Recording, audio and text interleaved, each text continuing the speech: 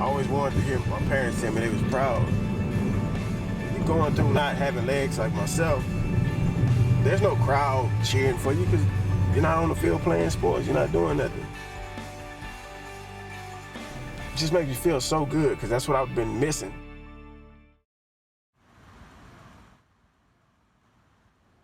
My name is Carl Williams. I'm 38 years old, and I'm from Houston, Texas. I had meningitis when I was 11 months old. When I was growing up, I didn't have any disabled friends, none whatsoever.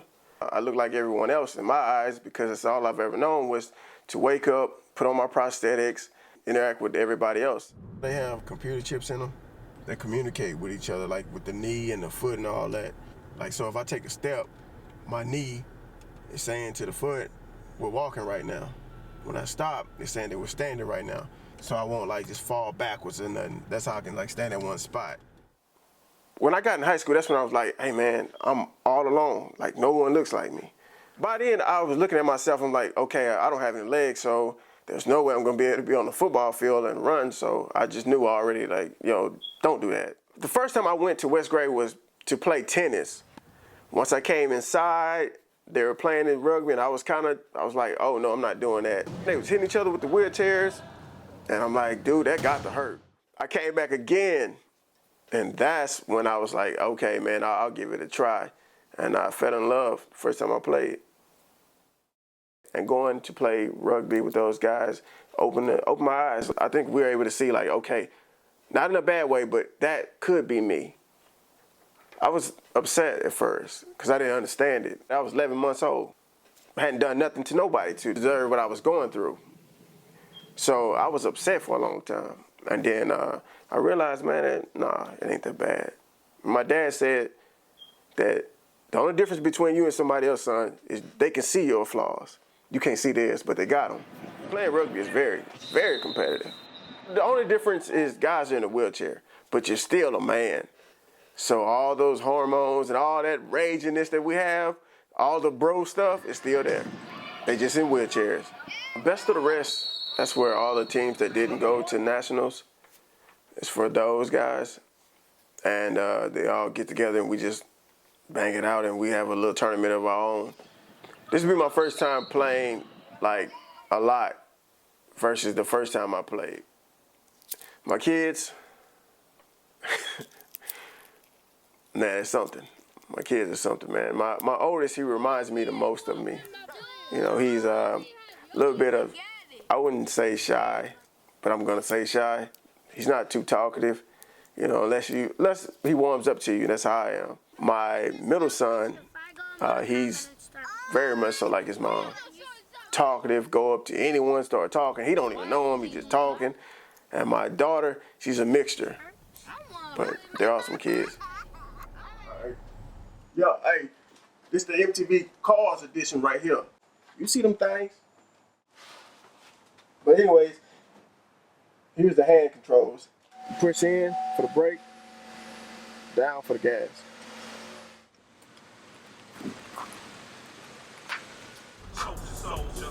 Get it before I pick the kids up.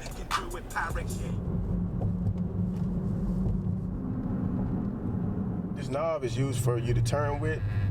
Like some guys, they don't have hand function, and I feel like I got more control over the car that way.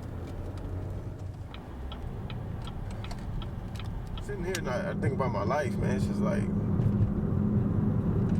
I'm proud of myself being in my situation. Most of the people, they don't do anything. They quit. They live off their little Social Security, and that's it, man. I started working when I was in high school. I was doing telemarketing. Didn't like that. Then I went to work for Little Caesars, and I was actually standing up, making pizzas, saving my money. Got me a nice car from the start. Had my apartment fully furnished when I got it from the start. So don't let nobody tell you, man, that you can't do something. I did it all with no legs. My mom told me when I was younger, because I was having one of my moments, and she said, don't let nobody call you handicapped, because handicapped means you can't do nothing for yourself. And you can do stuff for yourself. You might just do things differently from other people, but you are not handicapped. That's why I don't have a handicap sticker on my car. You know, I had one to park. You know, you gotta get that parking extra. You gotta park up front, man. Now, I'm gonna use the benefits on that one, but no, I didn't put that on my license plate.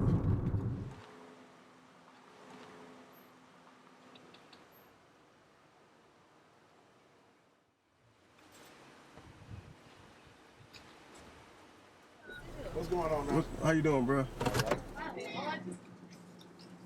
Go to the other side. Oh, you got pizza, cookies. Oh my.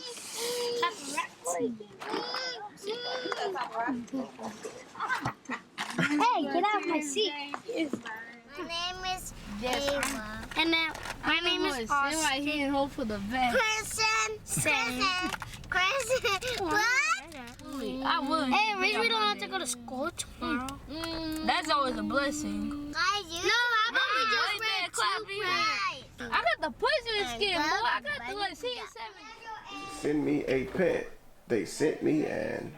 His head. Oh no. A snake! I'm Ashley and I am Carl's wife. Carl and I met almost 11 years ago online. He continued to message me. Yes. And he told all his friends that the second I walked out the door, he was in love at first sight. And Vice versa, though. No, it was not. I found out about his arms when we first met, when he met me at my parents' house. But it took a minute because he kept leaning on his car in a certain way. And it was dark outside because he didn't get to my parents' house till after 11. It wasn't until I said, you have to feed me, and we did the tacos at Jack in the Box that he turned and his arms were different. And I was just like, okay, because we were instilled that didn't make a difference. And so I was on Facebook literally looking up like adaptive or support groups. Me looking up a group brought up adaptive tennis. Right. And I end up emailing them. If y'all can direct him to other places. I was just like begging people to be his friend, basically. So the guy emails me back and says, oh, he can come out and see if he likes it. And the first day he went back, he called me in the car, and I never forget, he was like, thanks, babe. Carl, prior to sports, Carl was very withdrawn, not outgoing at all, very much into his routine of life. He went to the grocery store on Fridays. He ate fish. No, honestly, he ate fish on this day. He would do this on this day. Anything that didn't ping pong and that threw him completely off. Carl, after sports, is like a completely new person. He expresses himself. Although he's still very anxious to do new stuff, he does at least try.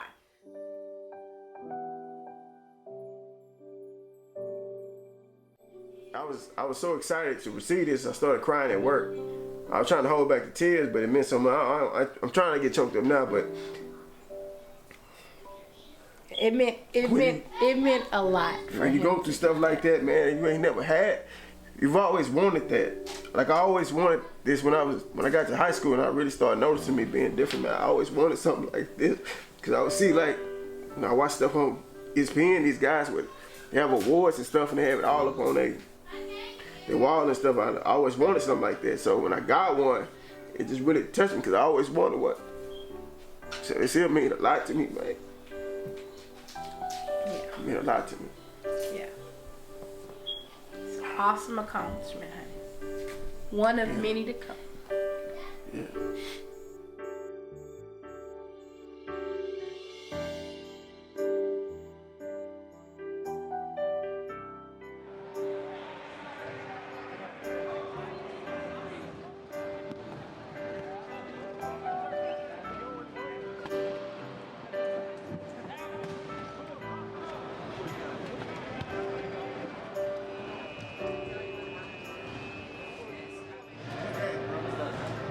So hopefully next game, play with the same intensity and have fun and get the W.